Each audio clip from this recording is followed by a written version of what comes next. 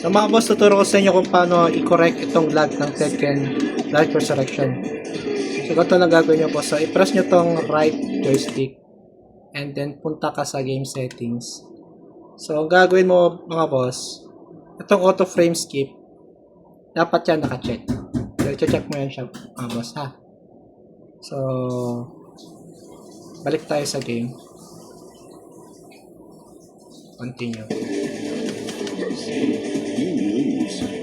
Okay. So, kita nyo mga boss, di ba, medyo lag pa rin siya. So, kailangan nyo lang i-restart yung game. So, gagawin mo, press mo tong select start ng sabay. Yan. Punta ka sa return to select mode. Press mo lang tong A. Tapos, click mo yung yes. Okay. Para mag-restart yung game. So, click lang natin.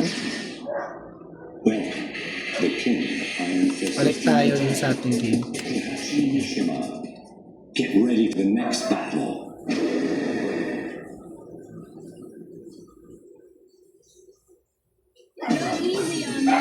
Ano boss?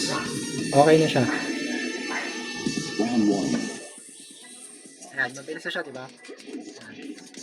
So, ganun lang mga boss ang gagawin nyo ha para makorek yung lag ng Tekken Dark Resurrection. Okay?